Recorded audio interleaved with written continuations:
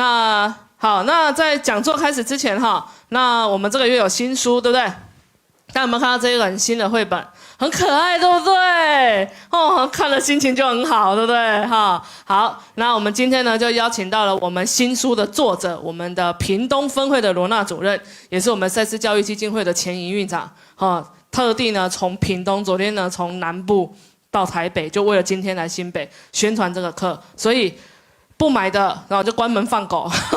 其實也剩不多了啦，哈，因為蠻多同學哈書一出來呢就馬上訂了5本10本再訂哈，所以新北分會現場真的剩下也不多了，所以今天現場來的要買就趕快哈，要買就趕快啊，如果離開了再回來可能就沒了哈。那我們先邀請羅娜主任來為我們介紹一下這一本新書。那我們的這一本新書的繪者，好，這個插畫家詩琳呢，他也在線上，好，那等我一下。Q 他一下，各位現場親愛的賽斯們，還有我們線上的同學，還有許師，大家午安啊。那今天台北真的好冷哦，對不對？好，我昨天下午從高雄然後到台北，就突然間覺得皮皮剉這樣哈，所以穿了我女兒的吊帶褲這樣，好好笑哈。好，那這本新書呢，我要先謝謝詩琳啊，就是我們的畫畫的插畫家啊。其實這本書我更希望大家透過這麼可愛的畫來見證賽斯心法是可以讓我們越來越快樂，越來越喜悅，有創意，甚至豐盛。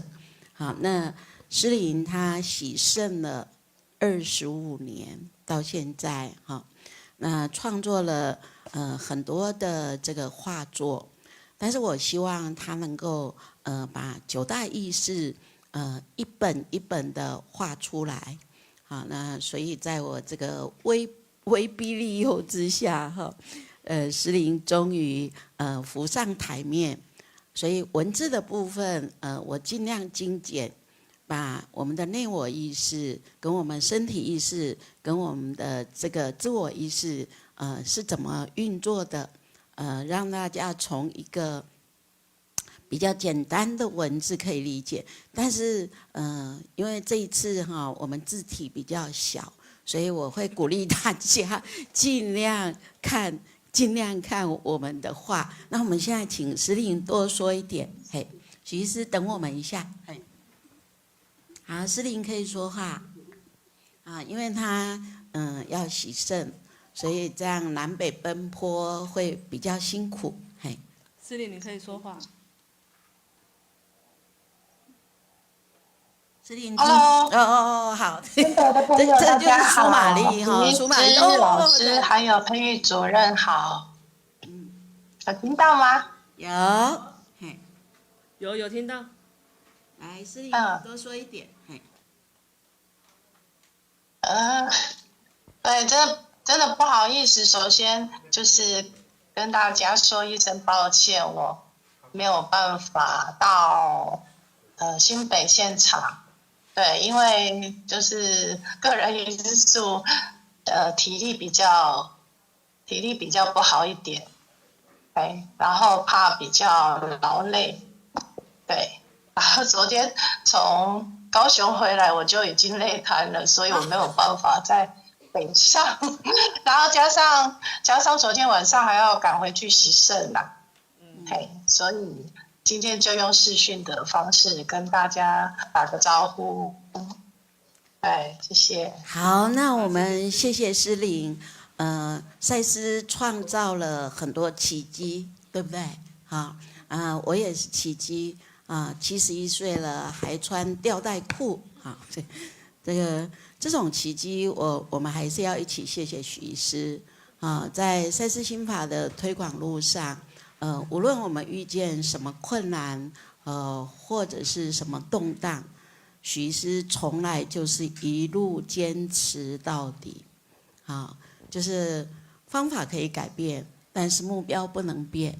好，那我們佩玉今天手上拿的這是我們現任這個高雄分會的啟運主任親手捏的這個可愛的蘇瑪麗的公仔。這一組應該很久了，對不對？13年了。他是先送給許醫師我來到台北，許醫師就把他整組丟給我。許醫師覺得，不過我跟你講，現在是奇貨可居了啊。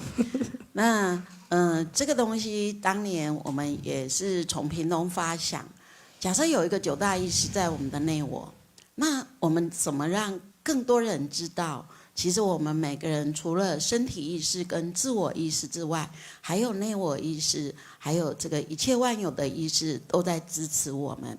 所以我們用當時賽斯生活館裡面的一些蔬菜水果來做創意發想，然後把這個在未知實相裡面9大意識的內容整理起來，然後一個一個做出一個具象可拿的小公仔。那這些小公仔目前就是只有應該剩下沒有幾組哈。那現在新北整組都在那裡。對對對，其他8隻在那邊。對，所以我在想，這本蘇瑪麗醒來了，其實比較象徵是每一個人的內在的創意的、活潑的、好玩的、有趣的，甚至是對未來還熱乎乎的。也比較活在當下的這個內我意識，它甦醒過來了。我希望這樣的一個醒來，我們整個世界，也會因為這樣的蘇瑪麗意識醒過來。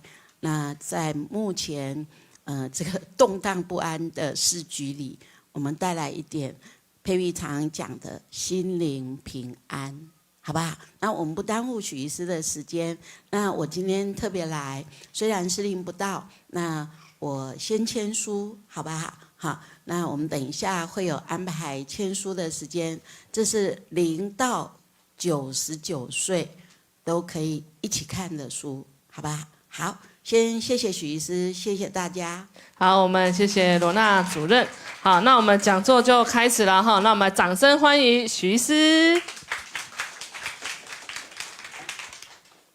好，許醫師先問第一件事哈，因為我來了，發現這個他們幫我準備的2杯咖啡哈，因為我是喝美式嘛，好，那因為我只喝1杯，所以還多了1杯。現場想要的舉手，舉手就是你的。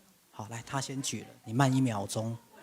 好，來，麻煩給這位同學哈，來，好，我們再次證明。好，你想喝，舉手就是你的，哈，舉手就是你的，哈。OK， 好，來，我們請主任來談一下哈，為什麼會定這個題目？那定這個題目，你希望能夠闡述些什麼？或是在你的人生當中，你遇到很多現代的人或學員，是不是常常也都會有這個三明治的一個感覺？來，我先講一個笑話哈。那第一個笑話，當然大家知道三明治嘛，就是把一些東西火腿啦、香腸啦，或把一些什麼起司啦包在中間嘛。那三明治男人或三明治的壓力，通常就是指左右為難的一個概念哈。但是這個名詞大家都知道，但是我先講第一個笑話。第一個笑話就是因為以前我們三明治可能會放在背包裡面，那不小心就會壓扁了。那後來有一些商品為了服務大家，不要三明治壓扁，就直接出壓扁了的三明治。有沒有看過？甚至有一些就直接叫什麼熱壓三明治，是不是叫佛卡夏是嗎？那個直接壓下去那個叫什麼？就叫熱壓三明治。所以為了省掉大家被壓扁的過程，他直接压了扁给你，压扁了給你。所以這以後來變成一個商機，尤其是像大家類似像可頌之類的可頌類的麵包。那可頌類的麵包大家知道最容易也就是被壓扁，因為可頌就是鬆鬆軟軟的。那後來聽說韓國出了一個人氣熱賣商品，他就直接出壓扁了的可頌，壓扁了的可頌。所以我的意思是說，今天我們在探討三明治的現象，那與其被壓扁，不如自己把自己主動壓扁。那壓扁的時候，也許還有市場，也不一定，好不好？先講這個笑話，跟一種另類思考。OK， 來。好，為什麼會有這個三明治世代這個題目呢？其實起因於我們之前去年，然後去那個叫藍天電腦，好去做一個企業的推廣。那剛好我們推廣就上的課程，好就是他們研發部的同仁。好，那大家知道就是研發部的同仁就是男生比較多，然後理工腦。好，比較理工腦，那他們其實就談到了他們在三明治，我是那時候第一次聽到三明治世代的壓力，就是夾在就是父母親跟小孩之間的壓力，好，然後夾在手足跟太太之間的壓力，然後夾在職場跟家庭之間的壓力，太多了。比如說夾在太太跟媽媽或爸爸，好，夾在娘家跟夫家，对，夾在先生跟他媽媽，或先生跟他的弟弟，有沒有？是，或夾在公司兩個單位的主管，所以各位，好，我覺得這都是非常好的戲劇壓力，所以這真的在我們輪迴轉世當中，真的是一個非常重要的戲碼，就是那種對立。好，我們舉例來講，比如說像羅密歐與朱麗葉，你看兩個人建構出一個這麼淒美的愛情。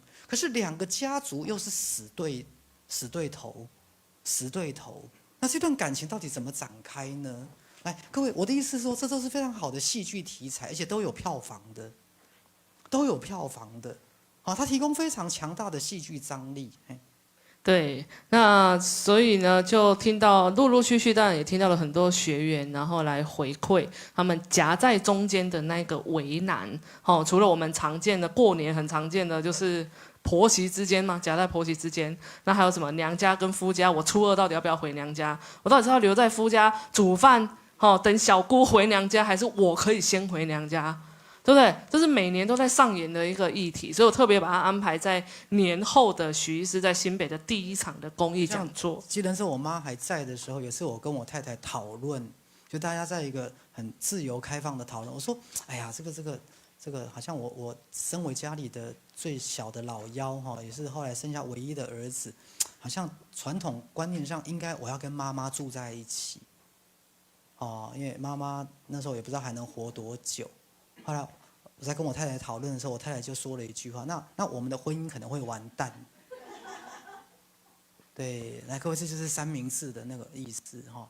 說到底是要跟媽媽住，還是婚姻可能會完蛋？但他不是在威脅我，他是在求助跟求救，因為他沒有辦法跟我媽媽相處太久，沒有辦法。後來我們家所有小孩都沒有辦法跟我媽媽相處太久，除了用錢請來的應傭之外。沒有個孩子可以跟媽媽相處太久，對，這是三明治的那個感受。原來你也當過三明治哦。我一直都是三明治，你也有這一天哦。我是為了醞釀這句話，我從來沒有離開過這一天。我是為了醞釀這句話，所以呢，其實就聽到有些男生哈，他就回復他就我們去做企業推廣的時候，其實就有一些男的學員啊，男的民眾，他就回復說，與其回家我要面對小孩子拒學叛逆，學校老師一堆告狀啊，還有父母親一下子那邊痛，一下子那邊要送醫，一下子那邊要檢查，我不如留在公司加班，反正我錢有回家就好了。然後我就覺得哇，真的好辛苦的一個三明治的世代，对不對？我們的團長在點頭，我們團長也經歷過那種男人在那個中年的時候，那種夾在中間的那種，上下左右前後都夾在中間的，然後又夾不扁，又那麼胖，對不對？好，就是很為難。那可是呢，其實我們學習賽斯心法也知道說，我們處在這樣子的一個狀態，看似是困境，可是其實它可能有想要讓我們學習啦、成長啦、突破的地方。可是我到底要學什麼？我到底怎麼突破？我到底怎麼成長？不知道，所以我們就請許醫師來帶我們更深入的一個剖析，對不對？謝謝我們的佩玉哈。來，許醫師先用3句話來作為今天的開場哈，這是我最近上課很喜歡講的3句話。好，第一句話是外在實相。來，各位許醫師先界定一下外在實相這4個字。外在實相，第一個包含了你的身體，好，雖然身體是心靈的一面鏡子，好，但是對心靈而言，身體是你的什麼？外在實相。外在實相包含了什麼？所有你外在的客觀環境。好，你的房子，好，你的客廳，你開的車子。好，外在實相還包含了什麼？所有你跟這個世界接觸的人事物，就是你這一輩子所有你跟外在環境的關係，你跟外在人事物的互動，叫外在實相。現在各位對外在實相有點概念了沒有？就你的 personal reality 的意思，你的個人實相，你最切身的物理環境是什麼？對，好，就像台灣現在的外在實相也是三明治啊，好，夾在中國跟美國之間吶、啊，對不對？好，夾在中國跟美國之間吶、啊。OK， 好，所以外在實相是我們從小到大所面臨的，我們跟外界一切的互動。好，那徐師為什麼會有這個體會？我先告訴大家前後的緣由。因為外在實相，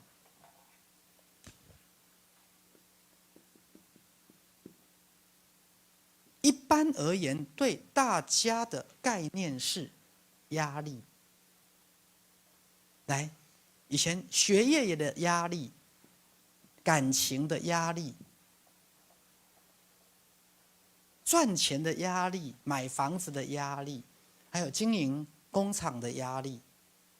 對不對？外在實相對我們而言，很多時候是壓力。來，各位，沒錯吧？或是我們今天講的主題，三明治的男人或三明治的太太。好，那比如說夫妻教養態度不同。好，傳統的爸爸可能都是用打罵的方式，那媽媽可能在爸爸的眼中是偏溺愛的方式。那請問有沒有變三明治了？有。或學校老師打電話來了，你的孩子又出了什麼問題？來，有沒有三明治？有，壓力。所以外在實相對我們而言，好像是壓力。來，是嗎？從小到大各種壓力。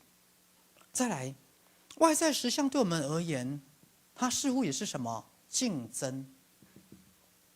來，競爭學業。感情的競爭，事業的競爭，是啊，好，還有如果你要坐公車或上捷運，各位也有坐位置的競爭。好，你很累，想坐下來，可是發現，這個藍色的位置被坐完了，只剩下深藍色的。哎，深藍色就是那個，優先座，現在不能叫不愛坐，叫優先座。好，優先座，對，那個淺藍色的位置沒有了，剩下深藍色的，來，是不是競爭？或以前我們在學生時代上了公車要搶什麼？搶位置坐，看誰搶得到。各位，就是那個什麼大風吹的概念是？來，同事之間的競爭，公司之間的競爭。來，外在實相是不是競爭？還有外在實相，通常對我們而言代表什麼？危險。危險！來，各位，現在以色列跟美國不是聯合起來打伊朗嗎？來，外在實相危不危險？是啊。好，先講個笑話，像我太太他們家是不讓小孩子騎摩托車的，他們家沒有摩托車。我太太他們家兩個小孩，就他跟他弟弟嘛。他們家是沒有摩托車，而且他們家的小孩是不會騎摩托車的，因為他的父母覺得騎摩托車怎麼樣？危險。他們的小孩是從騎腳踏車直接就跳到開車，好，或是像大陸，我記得那時候我到深圳去上課，好，深圳的市區裡面是沒有摩托車的，那現在很多電單車啦、電瓶車。好，深圳的市區是不准行駛摩托車的。好，因為哈，之前那個同學跟我講過一個笑話，最早那一批騎摩托車的，到現在沒有一個活下來，好，全都死光了。對，好，因為怎麼樣？危險。啊，有沒有那種媽媽或爸爸，孩子10點之後沒有回家就睡不着覺的？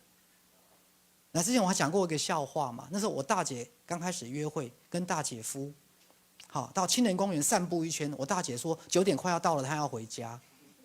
啊，我大姐夫說才剛開始約會呀。我大姐說我們家的規矩是9點前沒有回到家會鎖門，我爸爸就會把門鎖起來。好，因為女生在外面不能超過什麼9點回家，因為外面怎麼樣有色狼。好，女生晚上回家是危險的。來，各位跟我說，這個世界是危險的，就是外在實相，外在實相。還有這個世界充滿了什麼？剛講危險跟什麼威脅，就是我們說的什麼無常。好，我們以前常講嘛，是未來先到還是無常先到？是啊，來，許是舉個例子。那我們屏東有個學員，對，好，他的第3個妹妹，小妹的先生，好，當然年紀也才58歲左右。突然有一天，跟太太好像送小孩子上學，送到學校之後，這個先生就不舒服，冒冷汗，然後臉色蒼白。然後身體這個胸口痛，具體上我不是那麼清楚，只是在訊息上稍微知道一點點。後來就送去屏東基督教醫院還是屏東榮總，我也搞不太清楚哈。那後來做了心導管，發現是主動脈剝離，後來好像要轉診到另外一家大醫院拒收了。因為第一個可能在救護車上已經，靠那個急救了，再送到下一家醫院，後來不久就直接宣布往生了。來，有沒有慢性病？沒有。有沒有高血壓？沒有。來，各位。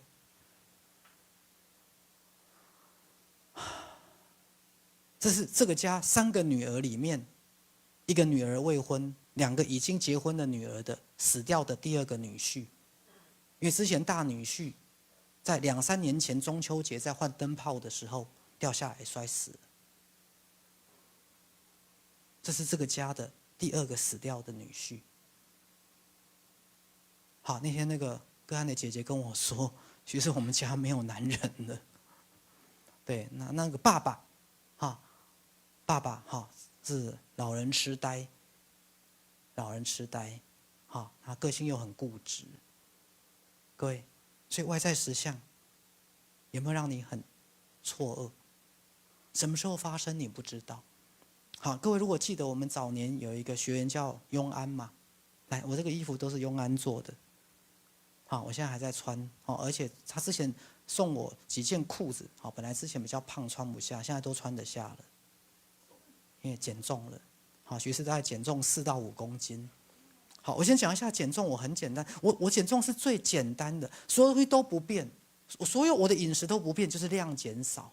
因為許醫師是一個最懶惰的人，我一定是用最簡單的方式來達到最大的效果。我運動也沒有增加，我也不會吃減肥餐，我也不會吃代餐，我更不會神經病去打瘦針，我不會的，所以我不建議打瘦針。容易膽結石，容易胰臟發炎，容易造成腸胃道的麻痹症。各位，你想你也知道嘛，這種化學的東西，讓你的腸胃道蠕動減慢，消化速度減慢，怎麼會對身體好呢？來，就好像之前我剛開始出來的肉毒桿菌有沒有？跟神藥一樣，後來發現怎麼樣？開始僵硬了甚至嚴重的地方就會跑到呼吸的肌肉去，就變呼吸麻痹，人就死掉啦。各位，好，所以你去做微整形什麼我都沒有概念，但是不要動太多刀，好不好？好，不要拉得太離譜。把肚臍拉到胸口這也不是辦法。對，好，簡單的那些醫美，不要太誇張的，我覺得都 OK。好，所以我不鼓勵瘦針，好不好？好，許醫師的減重很簡單，就是總量減少。好，假設我本來吃半碗飯，現在吃什麼1/4。好，像有時候我中午會跟我太太吃那個韓式泡麵嘛。好，以前就煮2包，然後加蛋加青菜，那就分嘛，1人1包嘛，一起煮嘛。現在煮什麼？1包，煮1包，然後加青菜加蛋。對，那就是總量減少。所以我的減重方法最簡單最直接，什麼都沒有改變，就是什麼？總量減少，尤其是澱粉類的。我不會做任何其他的努力，運動也不會多增加，飲食也不會吃什麼那些什麼吃得飽熱量又低的，我根本沒有這個概念。各位，就是總量增加，總量減少就對了。那效果好不好？非常好。這個東西是最持久的，因為你飲食沒有做任何改變就是總量減少而已啊。因为我沒有參加健身比賽，各位懂我意思嗎？我沒有辦法體脂率降到健身教練的水準，沒有。我就是不要有肚子，然後希望代謝症候群不要有，希望血糖更穩定，那希望不要有脂肪肝，就是這麼簡單而已。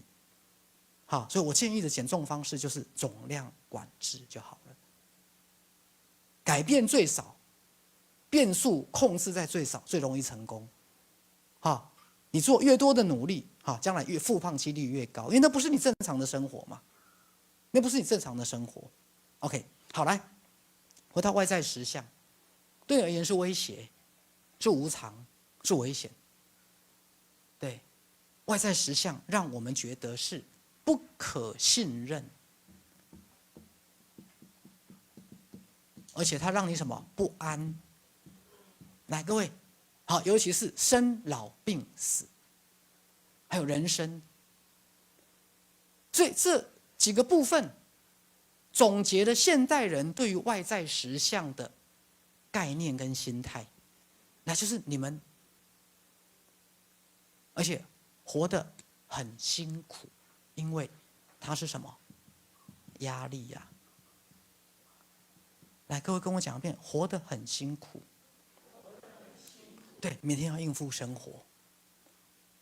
所以各位，許醫師會第一個問各位的問題是：你覺得外在實相跟你的關係是什麼？來，好，他有一句之前流行的一首歌，你到底活的是從從容容、游刃有餘，還是匆匆忙忙、連滾帶爬？包括在你的婚姻中，在你的每天的生活當中，你是從從容容、游刃有餘，還是每天在匆匆忙忙、連滾帶爬？包含你活到今天，你用什麼心態在活着？你快樂嗎？還是你覺得活得很辛苦？好，所以外在實相可能又讓你覺得是什麼？是責任，是壓力。來，各位，它就是責任，你就是來盡責任的。你有盡不完的責任，你有洗不完的碗，你有掃不盡的地，它是你的責任。各位，好，所以這些東西就是讓各位去檢視你到底現在活得好不好，你的活的整體氛圍是什麼 ？OK， 好，那這就是解釋了許醫師剛講現代人的心理狀態。可是大家知道，許醫師學賽斯心法將近40年了，後來有一天我就掂了一下。掂了一下，小叮當知道哈，掂了一下 ，OK， 外在實相跟我們的關係真的是這樣嗎？後來許醫師腦海中冒出幾句話，第一句話是外在實相跟我們的關係應該是第一個，它是來什麼？來服務我們的。來，各位等一下再對比黑字跟藍字的差別哦。外在實相是來服務我們的，就像也就是我們去一家餐廳，這是大陸的用語了哈，服務員，加個水吧，服務員，你們這個餐具不太乾淨，拿一套乾淨的給我。服務員，這個火鍋怎麼開，對不對？外在實相如果是來服務我們的呢？來，各位學師要講對比了，我要講學習賽斯心法之前跟之後，你的生命可以起多大的變化？如果外在實相不是來給你壓力的、找你麻煩的、讓你生老病死的，它是來服務你的呢？各位，空氣是來服務你的，大海、遠山是來服務你的，水是來服務你的，一陣風是來服務你的。如果所有外在的人事物是來服務你的呢？来，我们繼續這樣講。好，徐師先掂了一下。第二個，它是來幹嘛的？來滋養跟滋潤我們的。來，跟我念一遍，來滋養跟滋潤我們的，像春雨一樣，來滋養跟滋潤我們的。第三個，外在實相是來幫助我們學習與什麼成長。來，各位，來，我先用正宗賽斯心法跟大家講，這個才是對的，它才是宇宙的真理跟事實，而這個是在過程，我們學習成長過程當中所可能產生的副作用跟短暫的偏差的狀態。來，明白我在說什麼嗎？就是你要學會騎腳踏車，當然很好，最後你學會了。可是你學會騎腳踏車過程當中，你不需要跌倒過幾次嗎？就算你穿個護膝跟護手，你還是會跌跌撞撞個幾次吧。你還是會撲街個一兩次吧，沒錯嗎？各位，來，這一輩子牙齒還沒有咬到過舌頭的，請舉手。吃東西牙齒沒有咬到過舌頭的，請舉手。這一輩子喝飲料喝水還沒有嗆到過的，請舉手。喝水絕對不是設計來讓你嗆到的，可是喝水有沒有可能讓你嗆到？有，來，各位，這次是嗆到，聽懂了沒有？所以，當你覺得人生活得很有壓力，當你在婚姻當中覺得很痛苦，當你覺得老公不是人，小孩是外星人，活得真的很痛苦，我不會說你不對，因為你在體驗這個過程跟現象。可是外在實相的本質，宇宙的真理，宇宙讓你來投胎，宇宙讓你來當人，不是為了來折磨你的。宇宙沒有那麼病態跟變態。它的本質是為了什麼？服務你的，它的本質是為了滋養你的、滋潤你的，它的本質是為了幫助你學習跟成長的。各位，那請問一個老師要幫助一個孩子學習跟成長，孩子有沒有可能感受到壓力？有啊。來，各位，聽說昨天13-0是？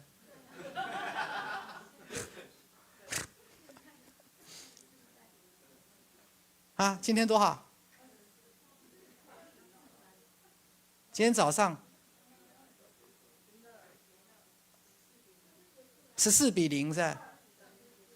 對，14-0，那比昨天多一分進步啦。24-0，那就是被刺激後的結果嘛。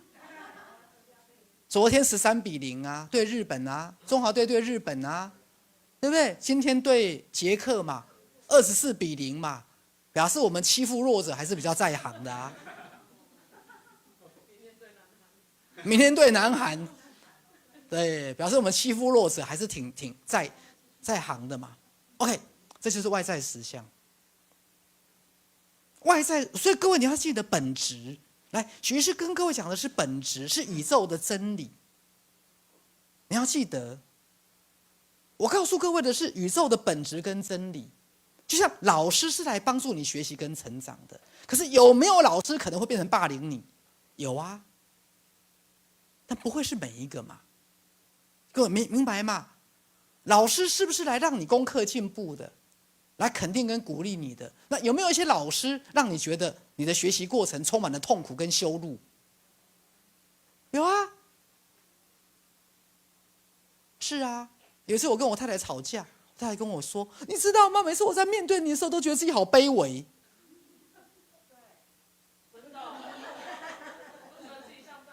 对，就是像笨蛋，好卑微哦。对，你看這兩個吃裡扒外的家伙，对，每次面對都覺得自己好卑微，像太監，像宮女，只能說渣，就是像笨蛋。各位，那就是副作用的意思，因為我的本意不是這樣。對，就像老師是來讓你學習跟成長的，但是不是每個老師都讓你如沐春風，有的老師會讓你覺得像惡魔，有的老師可能會讓你覺得你被羞辱了。各位了解我在說什麼嗎？外在實相是來服務我們的，來，所以徐師先借由這個概念，我今天的野心在於，我想改變你們所有人的人生觀，我想改變在座的每一個人，你們跟外在實相的關係。來，各位，可是這個是大工程，因為人類現在的自我意識跟內在實相是不熟的。就是人類的自我意識會把內心的實相視為是陌生跟威脅的，所以內在實相投射所出去的外在實相也讓你覺得是陌生跟威脅的。可是如果你開始認識自我意識跟內在實相的關係，你就會開始覺得，原來這個大魔王，大魔王指的是我了哈，在所有周遭的人心目中的大魔王。原來這個大魔王他是來幹嘛的？服務你的。原來這個大魔王是來滋養你的。原來這個大魔王是來幹嘛？幫助你學習跟成長的。所以你們一定要先界定好，各位，你們今天修行多少，體會多少再說。但是你們今天先把概念確定下來。外在實相就是你們每天所過的日子。你跟周遭一切打交道的這個部分叫外在實相。就像你走進一間服裝店，當你買得起，口袋錢很多的時候，服務員就是來服務你的。當你走進去的服裝店，那些服裝都是你買不起的，或剛好你這個月口袋沒錢，那個店員可能就是來什麼羞辱你的或嘲笑你的。這樣明白徐師這個比喻嗎？好，這部分再拉到我們今天的主題，三明治的世代跟三明治的心理狀態。來，徐師再舉個，好，那時候對我來講很有趣的一個案例哈。來，之前有一部日本片很有名，叫什麼《賭姬》。賭姬，啊，她是最後一代日本幕府時代的大將軍的太太。最後一任大將軍的太太叫賭姬。好，其中有一幕是當時幕府最後一任大将軍知道日本在一個非常危險的狀態。那時候日本分兩派，一派就是保皇派，就是以前中國的慈禧太後那一派；一派是主張要開放，迎接西方列強，要改革開放。好，一派就是當時的那個什麼，刀槍不入那是什麼，義和團，要保皇，保日本的天皇，然後要閉鎖日本的國門，然後對抗西方列強。那時候正在一個非常重要的關鍵。好，所以幕府大将軍非常痛苦。他每天都受煎熬，因為他內心知道，日本必須要明治維新，就像當年的滿清末年的中國一樣。可是那時候有一派，包括天皇跟幕府大將軍說，你要是不支持天皇，封閉國門，跟西方列強宣戰，我就滅你全家。各位聽懂沒有？天皇跟幕府大將軍下令，你要是不支持天皇跟西方列強開戰，像義和團這樣子，我就剝奪你大將軍的職位，而且滅你全家。可是幕府大將軍知道，當時日本的國力根本沒有辦法跟西方列強对抗。日本如果選擇鎖國，走義和團的路線，日本就會遭受亡國的命運。他知道日本會亡國，可是一方面又是來自天皇跟保皇派的壓力。这樣各位知道他有多痛苦了嗎？你现在知道我的意思哈？对，一方面哈，日本天皇的那一派別要鎖國，要跟西方列強對抗，好，要放火燒教堂跟殺傳教士，跟西方列强宣戰。一方面幕府大將軍知道，這樣一旦做下去，日本就會亡國。可是如果不是日本亡國，就是幕府大将軍全家死光光。來，選哪一個？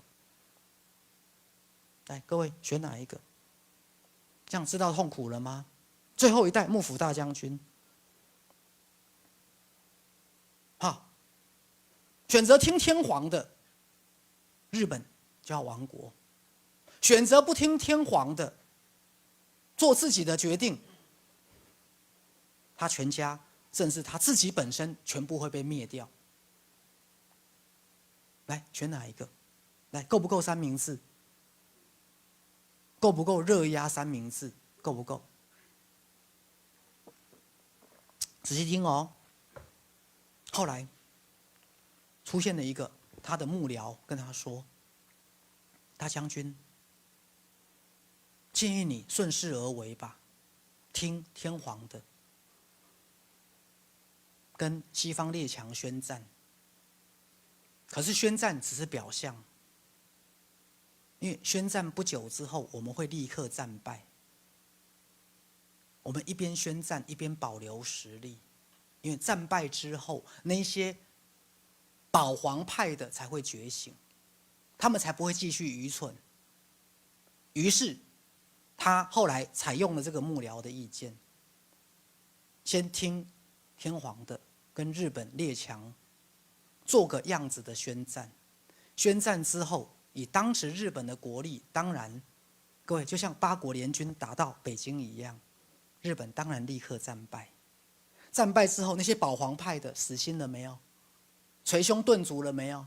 他們才認清時勢，當年的日本根本對抗不了西方列強。於是，正式進入什麼？明治維新。這樣各位聽懂了沒有？來，我來講三明治。來，第一個，徐師先恭喜大家，來投胎一定會當三明治。你今天不是卡在兒子跟媳婦，就是卡在你先生跟兒子；不是卡在你先生跟兒子，就是卡在公司的總經理跟董事長；要麼就卡在兩個鄰居當中，因為兩個人都要你站他那一邊。來，聽懂我的意思嗎？對。好，徐師最近處理一個個案，也是一樣。好，家裡分兩國，他的長子是跟太太的姓。好，因為當年這個夫妻要結婚的時候，因為那時候太太已經懷孕了，奉子成婚。好，後來那個男朋友就跟岳父岳母講，因為岳父岳母那邊沒有兒子，將來沒有人拜公嘛，拜祖先。好，可是因為他先把人家女兒搞大肚子了嘛，那人家又沒有兒子，所以他就拿出誠意。好，那第一個兒子生下來就是第一個小孩生下來姓你們家的姓，好，後面的再姓我們家的姓。好，當年就是因為這個緣故，啊，因為他先把人家女兒的肚子搞大，人家那邊又沒有兒子。好，就後來生下來第一個是兒子，就姓了太太那邊娘家的姓。對，後來第二個、第三個都是女兒，姓先生這邊的姓。各位，這下子死定了，這個家就分兩國了。太太偏愛大兒子，然後兩個女兒跟什麼先生同一國。好啊，每次夫妻吵架，最後先生都會講一句話啊：所有我這輩子的財產都在你們王家的手上，因為先生姓吳。對，他兒子養這麼大，姓太太的姓。每次夫妻吵架都吵這個。對，後來那個太太就跟先生說：啊，不然我們叫兒子改回你的姓嘛。後來去問兒子，兒子說：你叫我改我就改哦。我已經當王家的孩子這麼多年了，而且因為是長子嘛，又是媽媽那邊的姓嘛，媽媽多偏心這個兒子啊。各位，來，有沒有三明治？兒子說不改，他不想改，那你又不能勉強他。所以先生明明不是入贅，但是卻是入贅的概念。而這個太太又比較強勢，因為家裡沒有女人嘛，那總要有個女兒起來當男人嘛。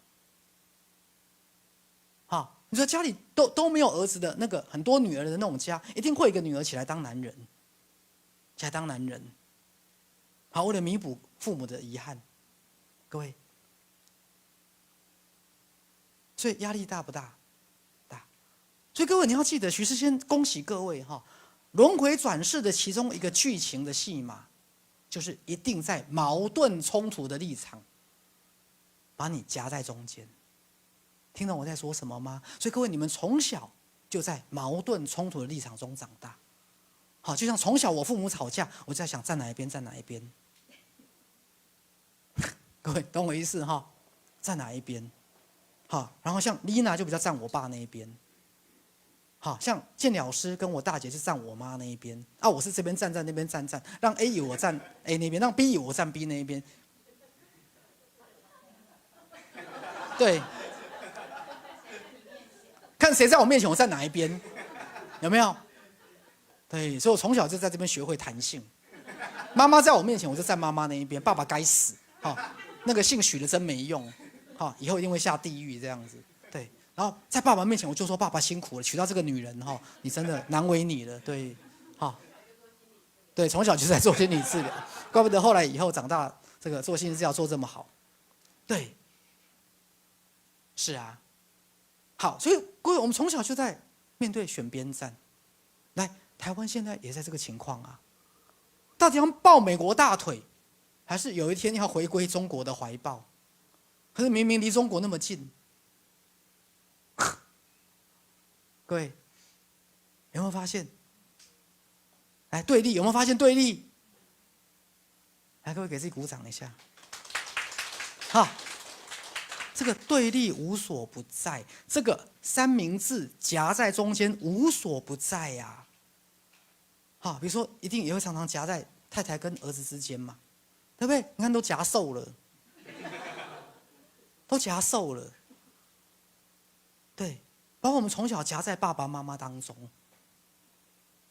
所以靈魂一直在玩這樣的遊戲，搞了半天，原來本來是應該要服務我們的、滋養我們的，來讓我們學習跟成長的外在實相，就搞了半天，讓我們學會怎麼樣痛苦不堪。來，各位跟我講，痛苦，外在實相是來讓我們痛苦的。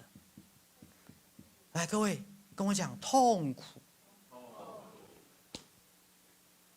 人生除了痛苦跟責任，還有什麼嗎？就沒有了。是啊，好像之前一句俗話很好笑，幸運的人用快樂的童年來療癒一生，不幸運的人，用未來的一生來療癒不快樂的童年、不幸的童年。那為什麼不能童年也快樂，後來也很快樂呢？對，幸運的人用快樂的童年來療癒他的一生；不幸運的人，用他的一生來療癒他不快樂的童年。各位，來跟我講，外在實相就是痛苦跟壓力呀。念一遍。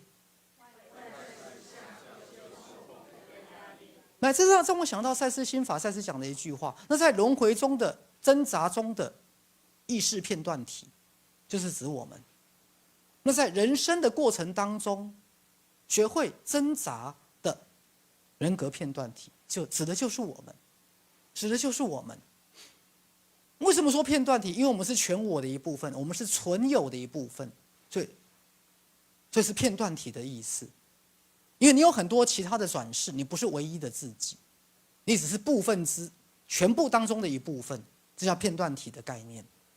各位，所以搞了半天，許師雖然在講宇宙的真理，外在實相是來服務我們的。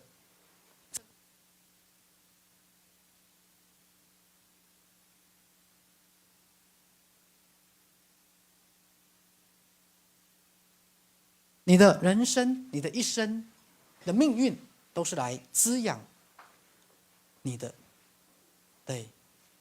可是，也是来幫助你學習跟成長的。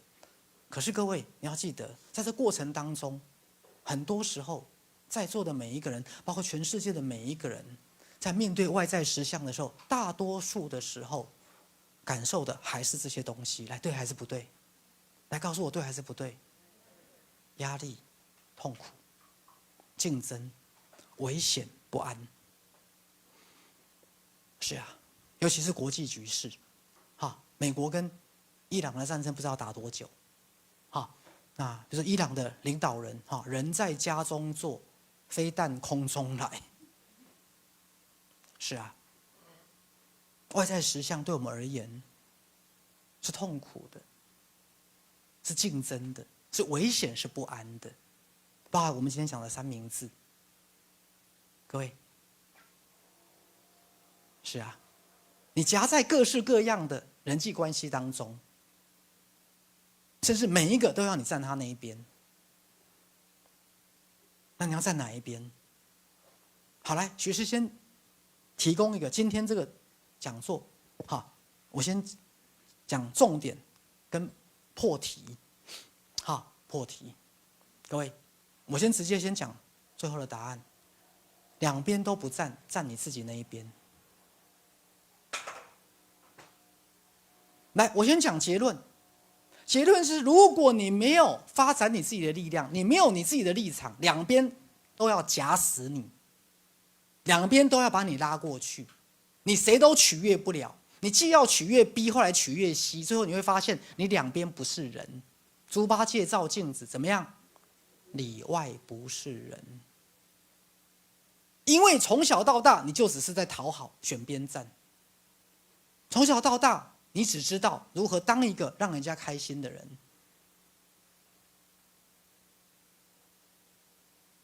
各位，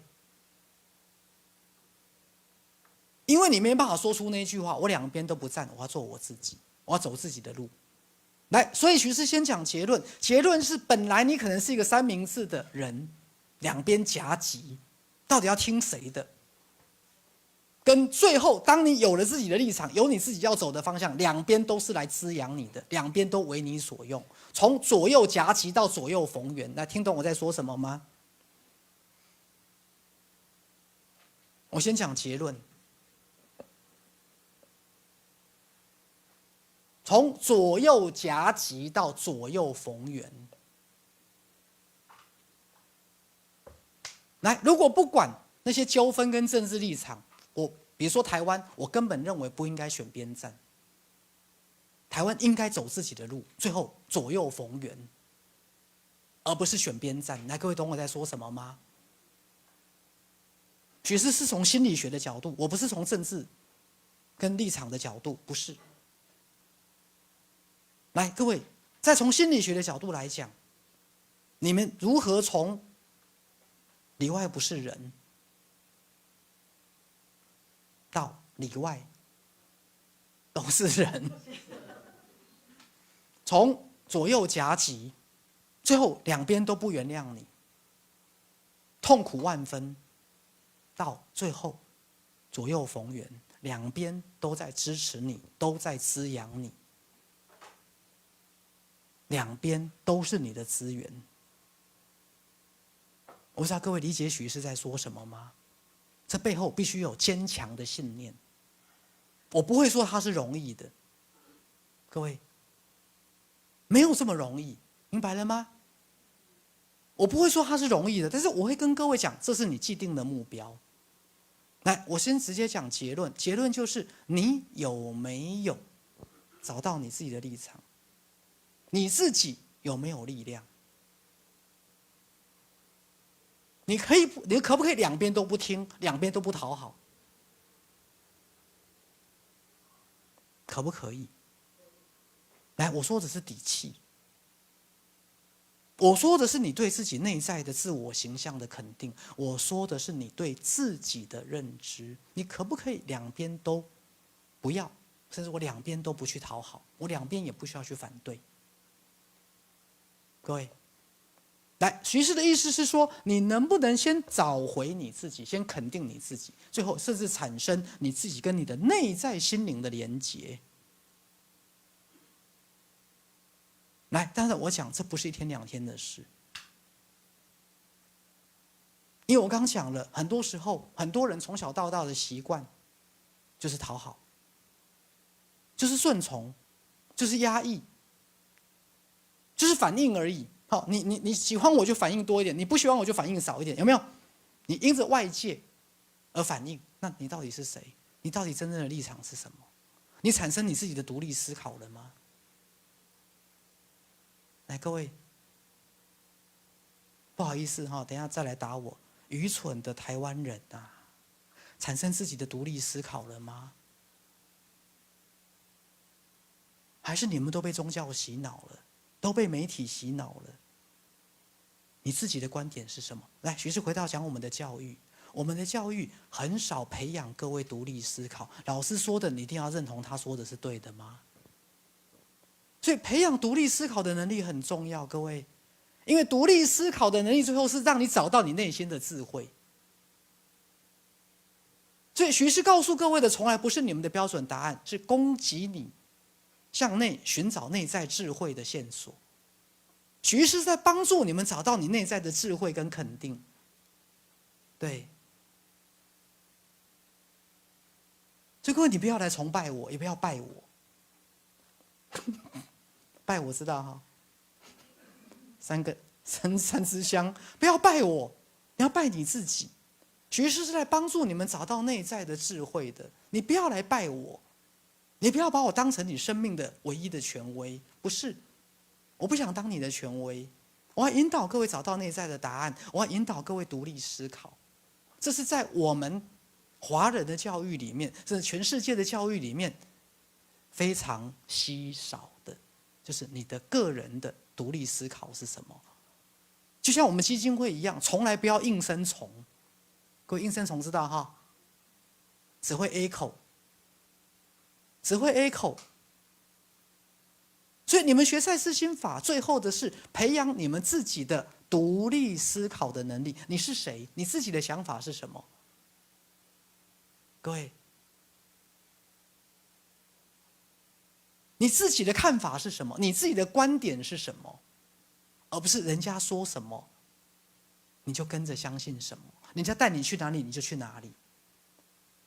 你有沒有你自己獨立的思考？好，來，所以許醫師講兩個部分，一個是橋梁信念。橋梁信念，對。在講橋梁信念之前，我再講一個神秘經驗。好，許醫師這個禮拜3到台北分會去上課嘛。好，就我講了幾個很有趣的概念。好，從禮拜1，好，許醫師在講活在當下，因為剛好有一個正念的理事長，好，來做推廣，是我們的賽斯家族。好，徐師在講正念，我在講意識。後來徐師講到一句話，從賽斯心法的概念而言，你的現在不是你的過去所決定的，你的未來也不是你的過去決定的。因為我們習慣覺得，我會有什麼樣的未來，當然是我的過去決定的啊。因為我的過去是一個醫生，我有醫生執照，我是家庭醫學科、精神科的雙專科醫師嘛，所以我的未來我可以執業精神科或家醫科嘛，對不對？我的未來當然是我的過去決定的啊，是嗎？可是各位，那如果你今天不是一個醫生的話，你可不可以從今天發憤圖強，腦袋通風，哈，腦袋突然什麼？突然有洞是吧？然後去念醫學系或醫學院，你突然变得很聰明。再不行，去波蘭當波波醫生或波波牙醫，或哥倫比亞或委內瑞拉有沒有？我看跟台灣哪一個大學合作的啊？好，從中南美洲繞一圈，再回來台灣抗議要當醫生或當牙醫，這也是個方法啊，對不對？來，各位。所以你們會理所當然覺得我的未来是我的過去決定的，可是你再深入一想，你的未來真的是你過去決定的嗎？好，比如說像佩玉，他以前是個英語補習班的老師啊，可他現在在念社工研究所啊。那社工研究所念完，將來考上社工師執照，他是不是就是一個社工？他的過去並沒有決定他的未來啊，所以是他的什麼？現在決定他的未來的啊。來，像各位頭腦有沒有顛？因為你一直掉入一個思維的陷阱跟慣性的陷阱。我是被過去決定的，我的過去決定了我的現在，我的過去也決定了我的未来。於是你忽略了當下的威力之點，當下的行動之點。對啊，我今天才跟那個特助講，不要跟徐師討論你要怎麼做，去做完了來跟我報告你做了什麼。或完成了什麼？不要討論了，你們要走在徐師前面，我要在你們後面，這樣知道嗎？好，你們要走在我前面，不要讓我走在你們前面，要做什麼都來先問我，先去做了，再來跟我討論。各位。你會認為理所當然，你的未來是你的過去決定的。你會認為理所當然，你的現在也是你的過去決定的。但是你再仔細一想，是嗎？來，徐師剛講很重要的一件事，你忽略了你當下的什麼行動跟威力之點，你忽略了這件事，你忽略了这件事，你忽略了真正的行動點跟改變點是你的當下。各位聽懂徐師在說什麼嗎？你忽略了這件事，你一直以為你的未來是你的過去決定的，你一直這樣以為，你一直這樣以為，於是你被困在那個慣性裡面，你從來沒有想過，其實是你的現在決定你的未來，而你的過去甚至決定不了你的現在。因為你一直沒有拿回自己的力量。各位知道我在說什麼嗎？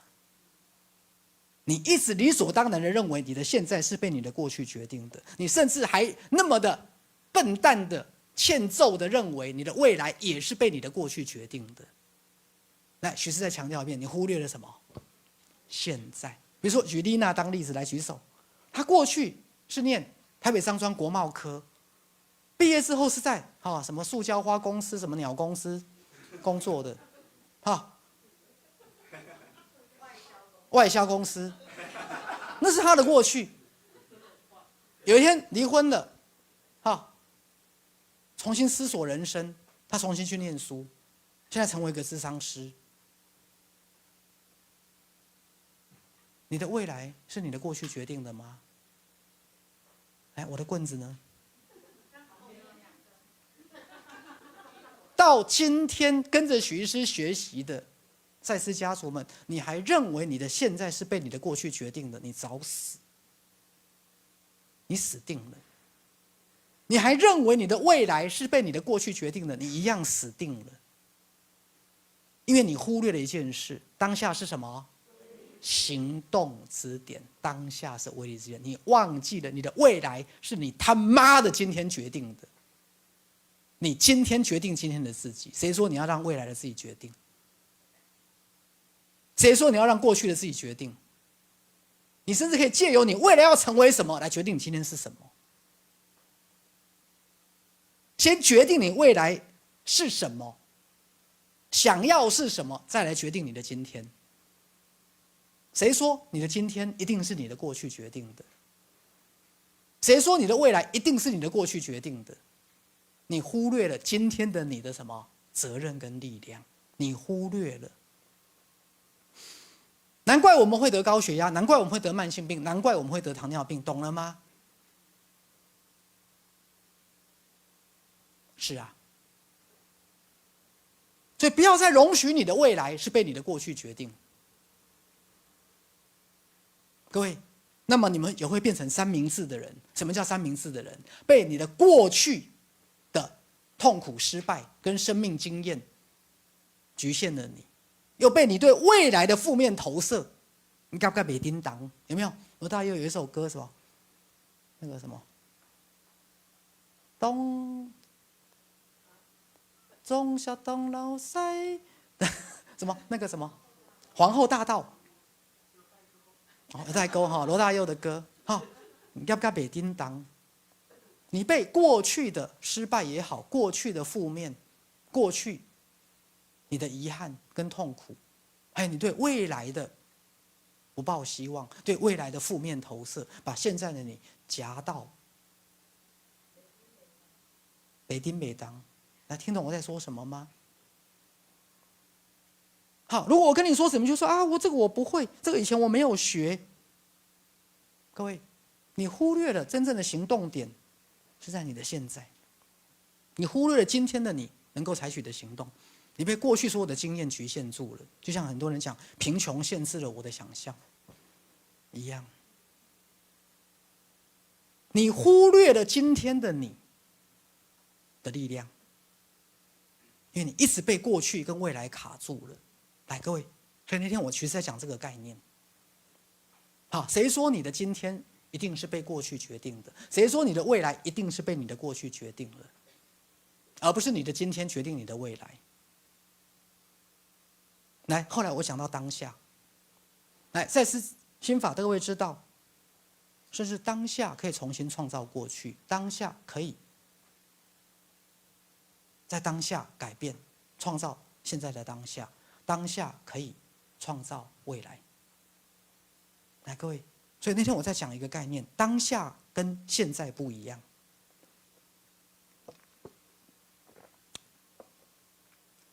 當下跟現在不一樣，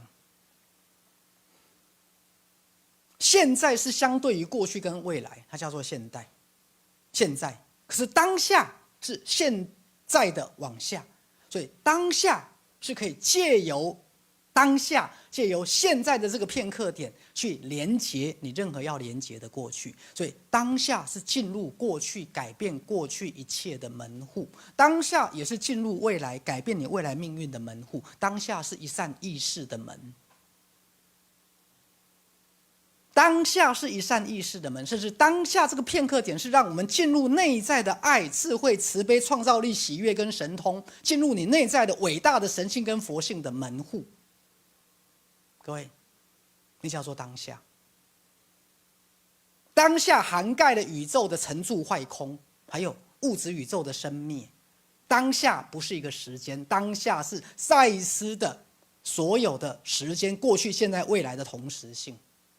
當下涵蓋了你的出生跟死亡，當下涵蓋了你的投胎跟完成轉世離開地球的輪迴，這才叫做當下。當下是超越時間的一個概念，所以徐師那天在講當下，在講當下。當下讓你連接到內在的你。來，那天在台北分會我講過，好，以這一世轉世的你，你其實佔不到1/3，因為還有另外1/3叫身體意識的你。是誰在呼吸？呼吸的是誰？當你專心在工作的時候，你有沒有在呼吸？當你在睡覺的時候，你有沒有在呼吸？你知不知道呼吸的人是誰？你不知道呼吸的人是誰，可是你現在在呼吸。各位，有一個人在你家，從小住在你家，跟你住了一輩子，你不知道他是誰，你也沒看過他，你也不知道他，你交代得過去嗎？各位，知道我在說什麼嗎？有另外1/3的你，從小跟你在一起，他就是呼吸的你，就是心跳的你，就是腸胃蠕動的你，拉肚子或便秘的你，他掌管身體的每一個細胞的功能，但是你不認識他，你覺得他不是你，你跟他一點都不熟。一個從小到大住在你家裡的人，你根本就不認識他。還有另外1/3的你，做夢的你是誰？夢境中的你又是誰？做白日夢胡思亂想的人又是誰？這個你也陪伴了你一輩子，你一輩子都在做夢，你以後也會做夢，但是你從來卻不認識做夢的自己。所以你以為的你只是你的1/3不到。好，就像暗物質的能量只佔所有宇宙的話3%、97%是96%4%在，对，好，暗物質暗能量佔好全部的96%，我们看得到的宇宙物質宇宙只佔4%。就像一些腦科學家會告訴各位，你所發揮的腦功能佔不到大腦全部功能的1/10，知道我在說什麼嗎？你所意識到的你，其實只是你的1/3不到。來，做夢的你是誰？好像早上許醫師早上醒過來，好，我常常有時候早上醒過來有一種恍若隔世。我知道我在夢裡面仿佛過了好幾個輩子，我在我夢裡面做了好多事，跟好多人見面說話。甚至開了100個會了，醒過來卻才只過1天。各位，常常每次我早上醒過來，有一種剛剛出去好遠好遠。對，剛才的我在幹嘛？在宇宙深處做了些什麼？感受些什麼？怎麼醒過來的我，我又回到我熟悉的我？那剛才那個有點熟悉又不熟悉的我，到底他又是誰？剛才在夢裡面做那麼多事，那麼多體會跟感受的，又是誰？從那個我回到這個我，我進行一個好長好長的一場旅行，最後又降落在地球，降落在我的身體裡面。那剛才我去了哪裡，做了什麼？各位，那個你熟不熟？你一點也不熟，你一點也不熟。各位，所以為什麼我們會變成外在實相的陌生人？為什麼會覺得外在實相是你痛苦的根源？為什麼會覺得外在實相對我們而言充滿了危險不安？各位，為什麼我們不會體會到賽斯所說的 You create your own reality？ 因為這個 you 不是你以為的自己，這個 you 包含了你所不知覺的自己。所以那天徐是在講人類跟動物的意識。基本上每個動物跟植物跟岩石跟礦物都是活在當下，他們沒有人類的那麼對過去的栩栩如生的回憶，他們也不會像人類一樣那麼擔心未來。各位，一隻狗不會坐在那邊擔心我明天有沒有東西吃，明天我的主人要跟他女朋友去約會，到墾丁度假3天，我的主人會帶我去嗎？我明天有沒有東西吃？他如果在那邊擔心，他就得胃潰瘍。聽懂我在說什麼嗎？一隻狗不會在那邊生氣，想起3年前有人踢他一腳。知道我在說什麼嗎？那隻狗沒有這個功能。好，就像每次我在問那個 Siri 或者問那個 Hi Mini， 好 Mini 說這個功能我還沒有學會。我開 Mini 車子啦，那我就問他，哎 Mini 問他一個問題，好，比如說我從家裡出發到現在。啊，這個什麼開多遠的？他可能聽不懂我的指令，他就回答我：很抱歉，我還沒有學會這個功能。好，對，好 ，mini， 我現在的油箱還剩多少油？對，好，他當然不會嗆你說自己看哈，他可能說：很抱歉，我還沒有學會這個功能。對，哎，剛講到哪裡？怎麼繞到這裡？mini 之前，小狗沒有這個功能，它沒有一個功能，坐在這邊想它的過去，它越想越悲哀，越想越難過，或越想越生氣。人會不會？人會。所以所有的動物、植物、礦物，它們活在燦爛的當下。那一隻狗什麼時候會回憶？看到你的時候，它會那個回憶才會出現。它是透過它的當下去連接過去。狗也會預知，它一看到你就知道未來你是會是它的主人，而且你會很愛它，所以它就跟着你了。因為它預知了未來，它怎麼預知未来？從它的當下預知未來。它是先進入當下，再進入過去。那人類可以跳過現在，跳過當下，不斷的回憶過去，然後現在對過去的苦惱、自責跟怨恨。各位，知道我在說什麼嗎？所以人類脫離了當下燦爛這個片刻，可是也掉入了容易對過去的悔恨、過去的負面，跟容易對未來的投射。所以人類掉在過去心、現在心皆不可得的情況之下。但是進入當下之後，過去、現在、未來三心皆可得。所以當下是一個得過去心、現在心、未來心三心皆可得的一種修煉的法門，叫當下。沒有人懂這個東西，許是因為接觸賽斯心法40年，我才知道這個東西。所以當下這個東西不會，全世界不會有人解釋的比我清楚，全世界不會有人解釋的比我清楚，包括正念的創造人、創始人，懂我在說什麼嗎？因為他沒有賽斯心法的基礎。我說的是，我真的很謙虛。每次我太太都說你要說的這麼誇張啊，這麼把自己說的這麼厲害。我說我沒有辦法，我已經很謙虛啦。哦，這個我已經很低調了，各位知道哈。我已經很低調了，我已經很謙虛了。對，是啊。當下是一種修煉的法門。那我回到貓跟狗，貓不會坐在那邊擔心明天會發生什麼事，因為它沒有這個功能。所以你發現每個動物一醒來，它永遠活在什麼？快樂的當下。各位，貓跟狗在提醒人類什麼叫活在當下。那就像我太太養2隻愛情鳥嘛，每天早上醒過來就嘰嘰嘰嘰嘰嘰，它不會想，明天你会不會把它丟掉？它不會想。你兒子會不會想你會不會把它丟掉？會。你女兒會不會想，你將來遺產不給她？會不會？會。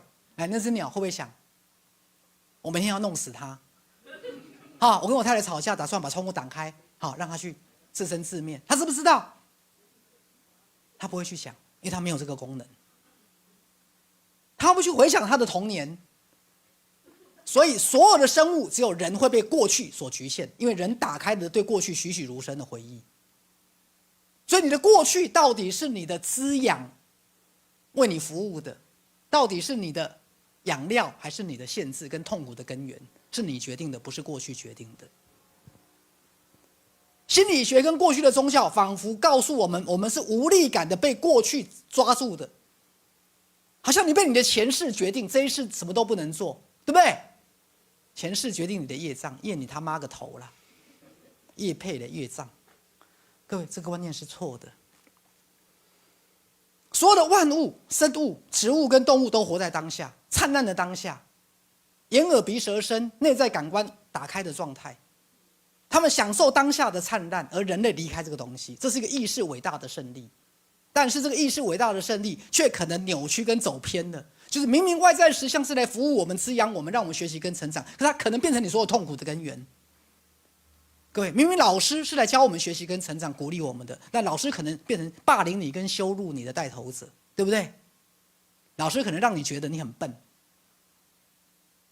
是啊，明明爸爸媽媽是來支持我們、把我們養大的，但聽說我們在原生家庭，很多人也受了很多傷，因為爸爸媽媽的不成熟。來，各位，外在實相。对，所以之前在台北分會，徐師提到的人類意識的下一階段演化，同時保有過去、現在、未來的知覺力，同時人類開始打開當下的知覺，打開當下的知覺。你開始感受到什麼叫燦爛的當下，什麼叫在這個當下裡面走進那一扇門，從當下那扇門通到你的過去，甚至改變你的過去，從當下那一扇門去在當下全然創造你新的未來。於是你不再是被過去、现在夾擊中的，過去跟未來夾擊着現在，就未來沒什麼希望，你會越老越生病，越老越窮，越老越醜，身體越老越沒用。跟你以後老了誰養你？跟你的過去，你的不快樂的過去，你的很多東西悔恨痛苦的過去所夾擊，而是在這個當下裡面，你可以游刃有餘，從容自在。來，我再講這個當下。後來許醫師禮拜一講錯了，禮拜三，在台北分會上完課的時候，來。那個特助可能發現那天許醫師特別多話，在回來的車上，因為他開車載我，他可能發現那天晚上我特別多話。好，因為許醫師進入的意識改變的狀態，我進入一種當下，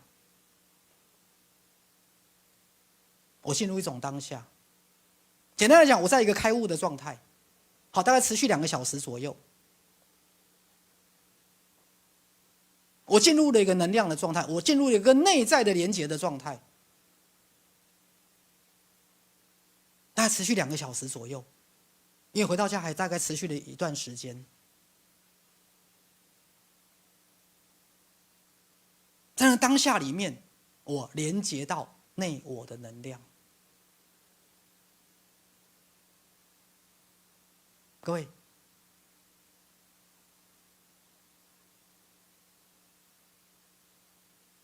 我連接到內我的能量，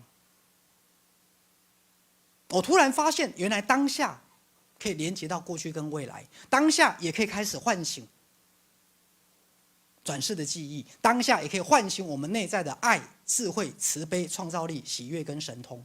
好，許醫師開始打通一條修行的管道了，透過當下意識的專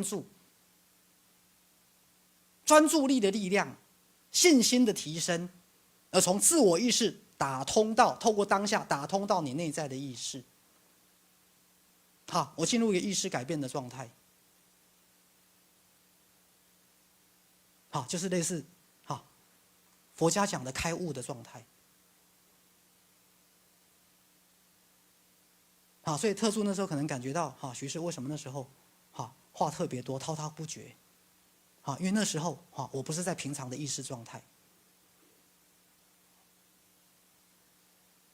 好，非常有趣的一個體驗，非常有趣的體驗。好，再從那個部分回到今天我要講的主題，各位，當你自己有力量的時候，你不再被左右的力量把你推來推去。來，如果以台灣的局勢來講，台灣不用恐懼中國大陸，也不用去討好美國，會有自己的力量。我知道各位理解我在說什麼嗎？好，來，不要跟我講太多現實的部分，我不是不知道那些現實，我在講理論，我在講本質，我在講，如果你有自己的力量，那麼你太太跟你媽媽都得聽你的，而不是你在太太跟媽媽之間選邊站，然後告訴他閉嘴閉嘴，都聽我的，以你為主，參考他們的意見。聽懂我在說什麼嗎？你不再是夾心餅乾，而是左右兩邊都得聽你的。當然不是你要控制跟主宰他們，而是你可以運用他們的力量，變成你自己的力量。來，知道我在說什麼嗎？你自己变成強而有力，而你周遭所有讓你覺得痛苦、威脅的，要你選邊站的力量，都變成你的力量的一部分。因为你知道你是誰了。你知道你在宇宙當中的本質了。簡單來講，以賽斯心法來講，你慢慢的走向自信心以及賽斯心法的修行開悟的道路。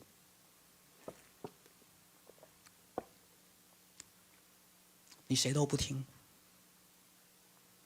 好，就像有一次我跟我媽吵架，媽，我不聽你的，也不聽你先生的，我聽我自己的。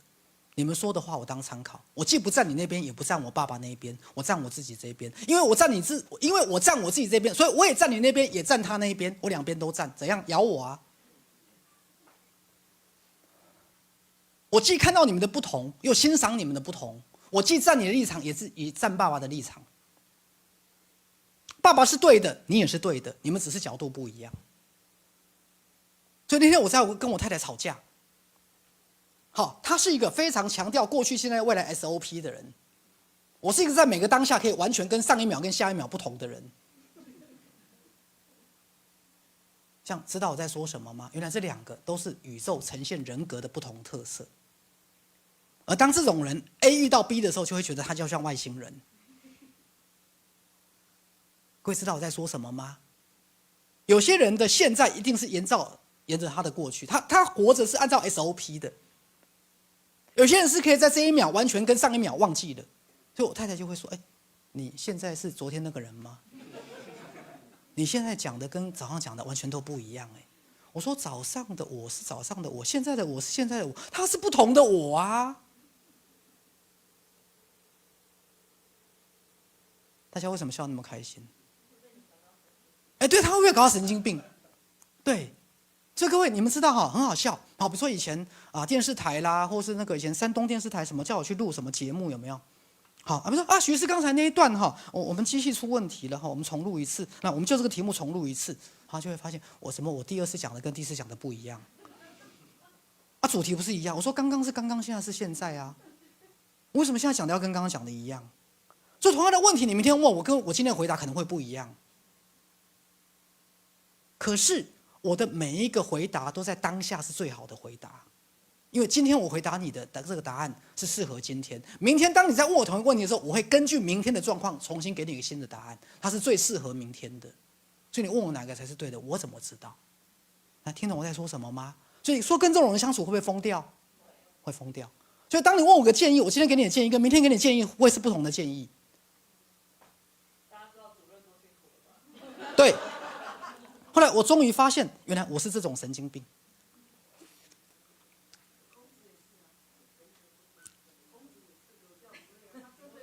孔子也是有教，所以他跟颜回講的話，跟子路講的話就完全不一樣。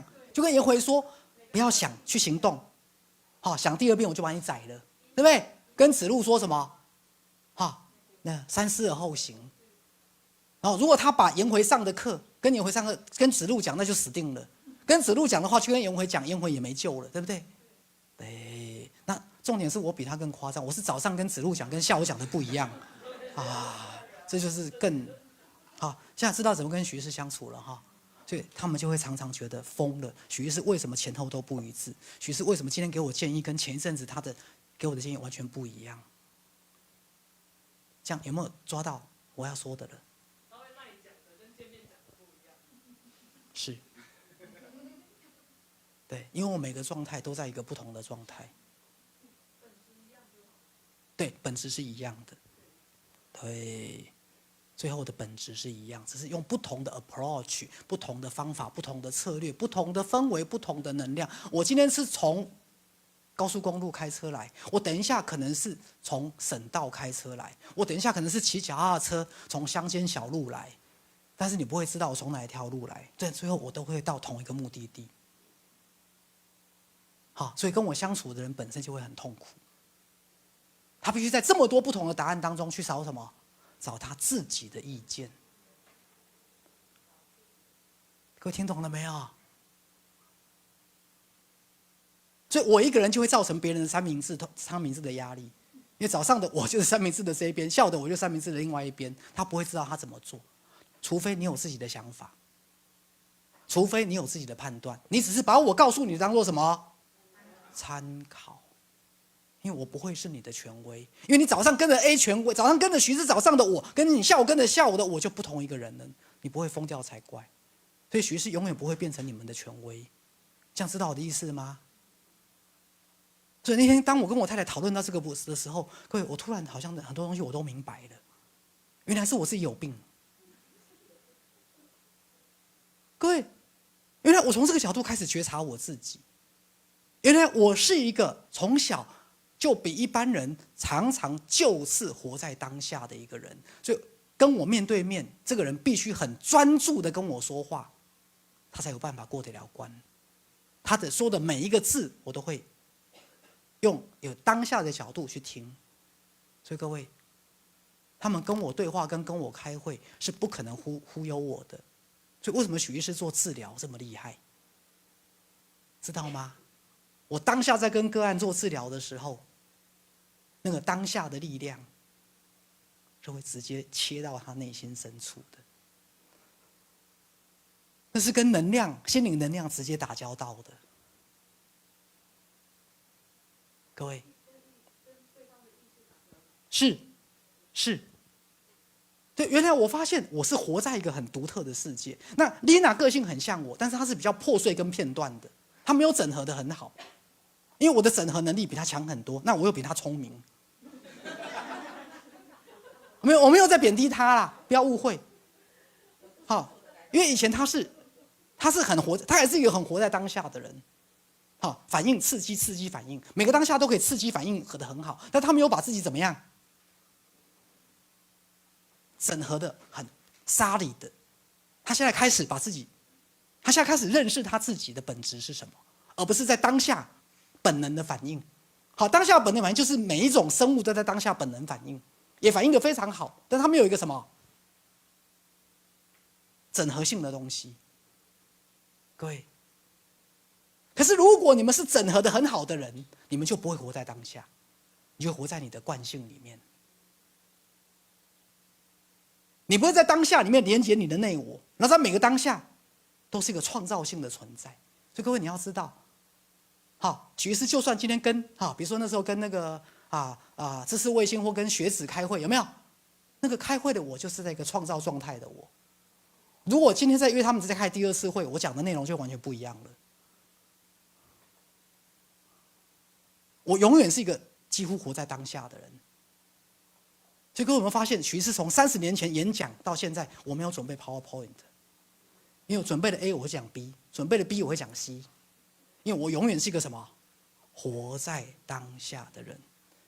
原來活在當下就是我的本能，就是我這輩子的特色，而且現在我還開始用它變成修行的途徑，